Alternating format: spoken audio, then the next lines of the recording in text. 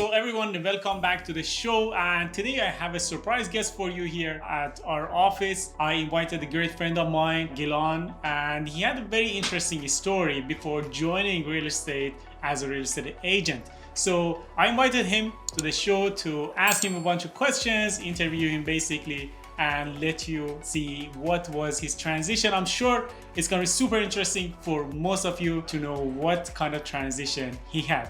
So welcome to the show, Monsieur Ghilan. Thank you for having me. Well, I used to be an airline pilot for maybe 45 years in my life. And when I retired early because I wanted to have a new chapter in my life and start a new life. So I'm here, and I met Ari in the class. We were doing the real estate course together. Was pleasure meeting Ari, and we become friends ever since. I learned a lot and gained experience from Ari as a savvy computer colleague, and he is an ex-engineer, which gave me a lot of experience too. Until today, I ask him questions and learn a lot from him. Thank you so much for the introduction and letting us know what were you doing. So let me start with the questions that many people would ask when they're getting to know a pilot. So first of all, so the voice that pilots make when you're sitting in the cabin and say, "Hey, this is your captain speaking." Can you do that? And is that on purpose, or they just want to play with the basic passengers? It's pleasure talking to the passengers, and also it gives passenger a lot of comfort and confidence. They are all relying on you, and it's good to give them information about the process of the flight and get them involved. It gives them like a safe feeling, especially if the pilot is talking with a calm voice, comforting them, telling them what to expect. I very often like to share the information with the passengers, especially before takeoff, if I have time. Like if we stay too long on the taxiway waiting for permission to take off, waiting for several airplanes, when you tell them, okay, we're number 4, number 3 for departure, in a way they get ready for it. Me too. And it gives the adrenaline into your body, brain. They are ready for the flight. Also, it comforts them, and now they know that they are in safe hands. Yeah, that's important, especially when you talk with a calm, confident voice. Exactly. Yeah, I always thought they're trying to, play with the passengers. No, and I won't do it when I'm too busy or trying to solve issues. I wait for the moment that I'm relaxed, and it's a better timing to speak to the passenger. And you give them some like what to expect en route, so they will feel okay, nothing really major. Even if the airplane bounced a bit, they are comfortable this way. For sure. All right, let's go to the next question. So what got you into aviation at the first place? It's the excitement, the challenge, and it's good feeling to work with people. And we're like, as you know, we're a team of people working together for the interest of doing a safe and happy flight and to interact with people. I like it, and it's not a 9 to 5 job, which is not like my nature. Many people don't like to go to the office and come back, stay home. This job is a little bit more exciting, and you're dealing with a machine and technology, which is me. I like this way of life. Yeah, and also the enjoyment of flying. As you know, basically, Ghilan was the person who basically got me into flying as well. I did some private pilot license courses, and I did some flights as well. So I have some flying experience, but of course with the smaller planes, Cessnas and stuff. The moment that you take off is the moment that you feel there's great energy in that moment, right? Yes. So can you imagine if you have 500 passengers behind you and lifting 400 tons in the sky? Wow. You tried it in a Cessna, and it's a different feeling when you're like responsible when you have bigger tasks to do. It's a good feeling. Yes, I agree. So let's go to the next question. What was your most unforgettable flying experience? It can be either a good or bad experience. You pick. There is no bad experience in flying, God forbid.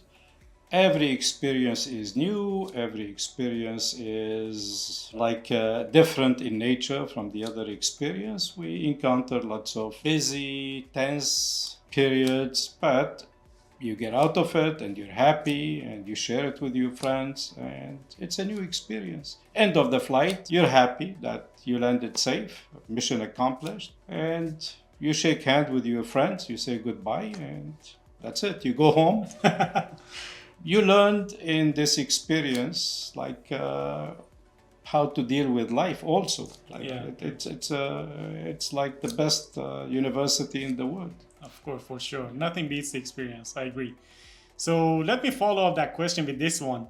Did you have any like holy crap moments in the sky that you can laugh about right now, but it was at the moment it was holy crap? All the time. Every flight. Although I prefer boring flights, no problem, no issues, but in every flight there's, yes, holy crap, but it takes a second, two, maybe 15 minutes, but then you get out of it and that's it. You're happy, you're relaxed again, and at that time you would like to talk to passengers and comfort them too. Yeah, true. All right, so what was it like transitioning out of that lifestyle after retiring? All right, so the previous comments, learning the responsibilities, learning about how to deal with life, brought us to this, in my opinion. Yeah. When you learn how to be responsible, I looked at real estate as a huge responsibility in dealing with people, like biggest investment in their life, which is real estate. Real estate is a huge market, and you have huge responsibilities, just like flying a 747, and you bring it to safety. Real estate is the same thing. I look at it as a market that you have to dig in and learn a lot and do your best. And this is it. Yeah, true. Yeah. So let's be honest. When you meet your friends, do you see talk about flying, aviation, weather? When, for example, you see the clouds, you see, okay, this is this type of cloud, and this is good. That's what's going to happen in 10, 15 minutes. Definitely. It's in my blood and every pilot's blood. It's what made us go into this career to begin with. Yeah. It's a huge word. It's your life. Yeah, it's part of you. We did not choose that career because we want to get a job. No, we went into it because we like it, we enjoy it, and it's your pride. Yeah. It's pleasure doing this job. But that chapter of my life is gone. Now I'm a realtor. Yes, exactly. So actually, I would like to ask you about that. So why real estate and why Toronto out of all places? Actually, flying gave me a huge experience in life patterns, in different cultures, and how people think. And I saw many countries, many cities, how people live. I have few cities in the world, maybe two, and Toronto is like one of them. Toronto is a beautiful city. Maybe there is no perfect place, but Toronto, in my opinion, is maybe one of the best cities I lived in my life. And I lived in many cities. Sometimes we criticize, we did not like certain things, but we are living in a great city with huge multicultural, and everybody live together. It's like me and you. You came from a different country and I came from a different country. We live together, we share. In this period, we met each other 10 years, many good experiences. And we relate to each other. I think everybody in Toronto is living in peace and harmony. It's a great city with a lot of opportunities. So, yeah, we're lucky. Exactly. We're lucky. Yeah, I agree. I can't agree more. Yeah. Toronto has been always on top of my list. And this is again the real estate part of it. I feel that we can contribute to this culture, multicultural, in providing a unique and good accommodation, lifestyle into this city to people here, make some difference in everybody's life. Because again, I believe house you live in or the accommodation you live in have great effect into your production, into your lifestyle. So it can make you a better person, a more successful person in life. Yeah. So from what I heard from you, basically, I think your experience being a pilot has helped you in real estate as well. 100%. 100%. Yes, it helped me a lot into learning how to be responsible, how to dig deeper into finding what's better, what's good for people, and what's good for me and my reputation too. Maybe you want to do a good job, not only try to make profit to yourself. You want to benefit everybody too. Exactly. Every deal I do, I come out of it happy and satisfied. If I'm not satisfied, it's not a good deal. Another question, because I'm sure during the 40 or 45 years flying, you've had lots of colleagues, pilots, flight attendants, and so on. How did they react to you transitioning to real estate? What was the reaction basically? With a very good satisfaction. Everybody was supportive into this new move. In a way, they trusted me before, now they trust me too. I always have good support from everybody. Let's go back to the real estate part of our interview. From what you're seeing right now, I would like, because I asked this question from other people as well.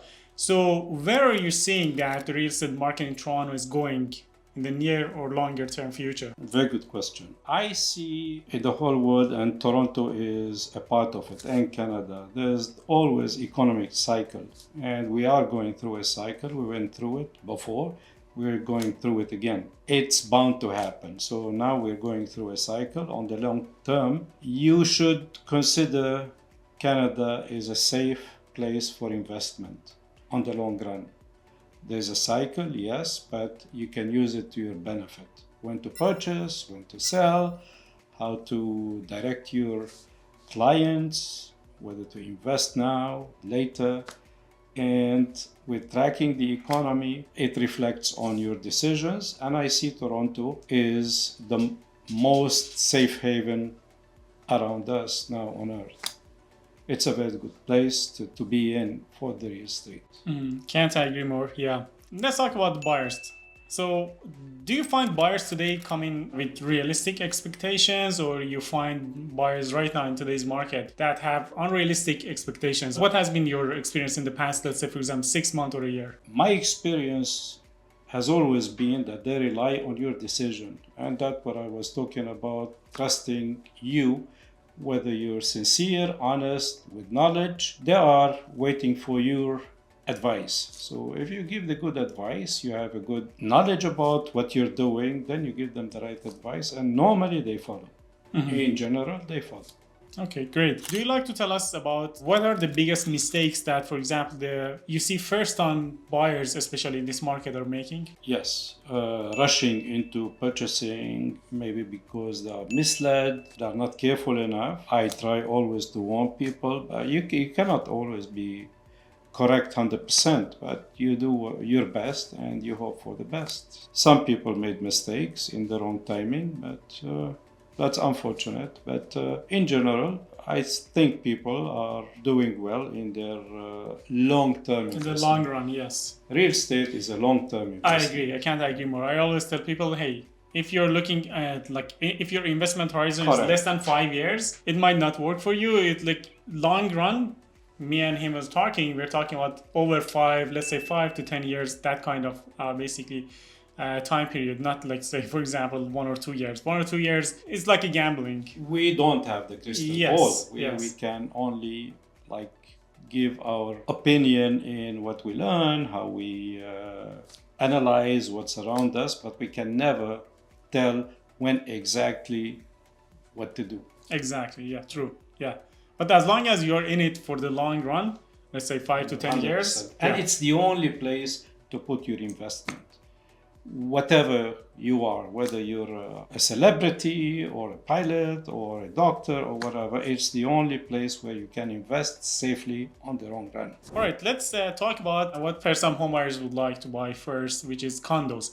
So do you have any favorite neighborhood when it comes to condos, and you think that neighborhood is underrated, right now, and you think people should look at that neighborhood when it comes to the condo market? Not really, because I take every property case to case basis. I spend a lot of time on the MLS. It's a very good system we have. And I study every house in the market, how much, the history, what is the forecast. It's a tough question, case by case. And I recommend certain condos to my clients, and I know what's their needs. So there is no real area. Of course, we also look at future plans in the city, like whether there will be like a subway line coming in few years, whether there will be a development in this area. Of course, you want to recommend this to your clients, but generally speaking, I would take a case by case recommendation, not like a general idea about this area is good, this area is bad. Especially today with technology, I mean, even remote places become nearby. Mm-hmm. Yeah. So next question, how do you help clients basically stay grounded in such a competitive market? Like, I mean, Toronto market in general. Toronto market now is a buyer market for sure. True, yeah. So I would, as I said before, look at every case. Again, maybe it will get further down, but we never know. And today there's lots of mixed situation, worldwide situations happening, whether it's geopolitical, whether it's... So prices are changing, but this is a very good timing to buy now, to purchase a property. And day by day, I see better opportunities. And I think on the long run, again, it's going to be a profitable opportunities for them. So yes, I would suggest that they do invest now. Another question. What's the most strange or bizarre showing or open house experience that you have ever had? If you like to talk about it. Have you had any like strange, odd, bizarre, kind of open houses or showings? Same as when I was flying. There's always different like scenarios, but this is life. Yeah, you manage. You manage it, and we're professionals, and we're patient, and we treat every individual different. So there's no bad experience. Honest, okay. No, there isn't. So ever had a client totally freak out last minute? No, I did not. That's good. What about any hilarious or funny mix-ups? For example, you show up to a house like wrong house, or you see like crazy things happening, or a pet running around, or have you had any funny mix-ups that comes to mind? No, because I do things by the book. I knock the door, I announce my presence, I'm always careful. Yeah, okay.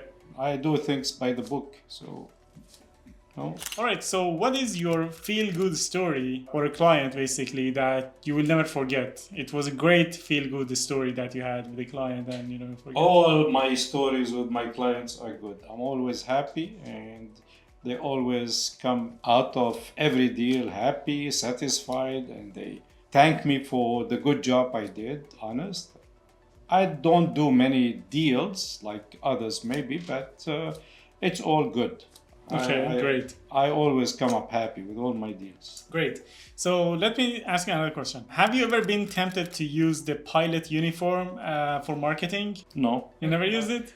That chapter is out of my life, but I'm happy now being a realtor. That was past. I like my past. Now this is new life. So no pilot uniform and pilot hat and taking photos maybe like Halloween, this. but... No, Halloween, I like that. Yeah. That's what they should do for Halloween. Okay. All right. Let's go to the next question. What's one life lesson from the cockpit that still applies to real estate or life in general? The life lesson is educate yourself well and do things correct. You cannot say you won't be mistaken, but you minimize your mistakes. Great. Do things correct. And in fact, aviation taught us how to be almost perfect. Yes, because nobody is perfect, but almost perfect. I know, and now I apply it to real estate too. I don't like to make mistakes. Yeah, because one mistake could cost lots of lives. Exactly. So you can't. And now it can cost money or lawsuits and problems. So you like, and maybe you notice, I often ask you questions. I ask my broker record and lawyers before even if I find myself like thinking or hesitated about something I wrote, I ask people. I try to correct it before it happens. Okay, so if you could go back to your, like, I don't know, 40, 50 years ago and have a piece of advice for your younger self, what would that piece of advice would be that you would give to your younger self? Actually, no regret at all. Whatever I did in my life, I had a very good life, and I'm having a good life now too. So I will repeat my life again. There's no regret to anything I did. Okay. My great. advice is I'll live again the same way I lived. That's great. That's Yeah. great. I love that. Yeah. So, what advice would you also give someone considering a late career switch like what you did? I prefer always the, how can I say, the classical careers, like a doctor, lawyer.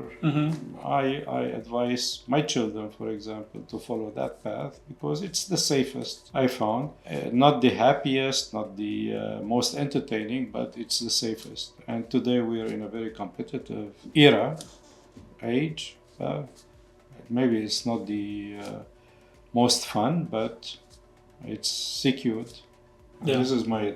Thank But you. there's nothing wrong with real estate. I love it. Yeah, we do it. Yeah. Yeah. I was an engineer before. Now I work as real estate Exactly. agent. But don't you think that being an engineer gave you huge, and I see it in Yes. you. Yeah. I give It you gives you a huge advantage or advantage. edge. Yeah. Yeah. Yeah, I agree. I agree. So, if your life was a movie, what would you name that movie? Happy life. Well, that's simple. Yes. I like that. Yeah. Well, life is good. Yeah, so- many people can't name their lives happy life. They call themselves miserable or something. Ari, I'm you glad cannot that. imagine how lucky we are in this life. Yeah. Don't always look up. There are people who are much unhappier than us. Yeah. We're living really happy, and hopefully it will continue this Yeah, way. hopefully. We're Great. living a very good life. Thank you. Thank you. I have a few bonus questions at the end because apparently we have a few more minutes. These are like mostly aviation related. First of all, if you want to fly as a passenger, would you choose window seat or aisle seat? I don't like to fly passenger. as a passenger. Just get me there. No. In fact, since I retire, I don't like to fly much. If I travel, I make it short, do it by car. Okay, interesting. Yeah. Unless if I have to, I'll fly them, but doesn't matter. It's hard to fly as a passenger after you being involved with everything, to sit and wait. And I'm not into flying long distances again by aeroplane. My advice to passenger is not seat or in the middle or window seat. Try to be calm and listen to the instruction. That's my advice from the flight attendant, because they are really concerned about your safety. This is the best way, because passengers normally they don't know the consequences if they don't. The rules actually are very well made in order to have everybody safe. It's for the interest of safety. It's small things you cannot imagine, but it does matter. Okay. So if you want to fly, not to fly, let's say, for example, drive somewhere, is there a destination that you like to go to travel? Why not flying, let's say driving or taking a train or something? Yeah, I like to go to my family in Montreal. We drive, and Yeah. I have friends there. Another super friend, he lives on the lake, and we go have a good time. I do some kayaking, some paddleboat. It's fun. Good. That's good. That's nice. When you were a pilot, what was your favorite snack in the airplane, or what airplane food would you take, or did you take your own food? Because I heard that some pilots take their own food. So can you tell me about One that? of them. Normally, I take my food. If it is like a long flight and I have to, I eat things like breakfast. Mostly breakfast I like because it's butter, jam, cheese, something that's easy to eat anytime. As long as I keep my stomach full, this is my best food. And I was lucky to work for like one of the major airlines, so we were well treated. They always provide us with a sandwich tray, fruit tray, always in the cockpit. Once it's done, they bring another one. So we were never missing food. Okay, great. Let's talk about the last couple questions. Do you have any favorite Toronto neighborhoods? If, for example, you want to go hang out or grab a coffee or grab a drink, do you have any favorite neighborhoods in Toronto? We are so lucky that Toronto has many options. You cannot imagine how many good options we have in Toronto. If you want to spend few months doing something else and a good like outie every day, you can do it. We have so many options in Toronto. We have a lake, we have a mountain, we have entertainment area, we have everything. Any favorite spots? Let's say, for example. Man, all of them are favorite. Name spot. two. Like name one neighborhood. Like yesterday, I was in the well. It's a gorgeous new project. I was with my daughter yesterday, and we had dinner. It was beautiful. There's the entertainment area in King Street. There's Bayview Village. There's Yorkville. We have a lot. It's countless. Every day you can do something else and good time. You spend good time. Of course, yeah. Toronto is a quality city. I agree, yeah. Whatever you do here is good. Since we are still on this topic, we're talking in Toronto, and we have a couple more minutes between detached and a condo. If somebody wants to buy one, what would you say in the current market? You're picking detached or a condo? Which one do you pick? So quick. A detached. But again, it's whom you're looking at. Like with True. my age now, I would rather switch to a condo because of the services. I agree. It's a different purpose. It's a different use, different purpose. Now I'm getting like less mobile, so I prefer a condo where there's, of course, you pay for the services, but at least you get it. So yes, true. but if I was 10 years before, I love to do snow shoveling, for example. Yeah. I love it. It's my sport. I do it. And I like to wash my car at the driveway. I used to do it all the time. So it's a different lifestyle. Great. Now more, maybe condo, but for a younger guy, detached family, and you have the basement, it's a totally different lifestyle. Thank you so much again for being Thank with you us for today. having me. My pleasure. My Pleasure pleasure. being here and talking to you. I hope I gave good information. It was great and useful for our audience, for our viewers, and thank you so much. You are welcome. I hope we have you here again. And I hope real estate market will be everlasting good in Toronto. It will be. Yes. I have no doubt. Thank you. Thank you for being here. All right. Have a good day. You Have a too. good day, everybody. Take Bye-bye. care. Bye-bye.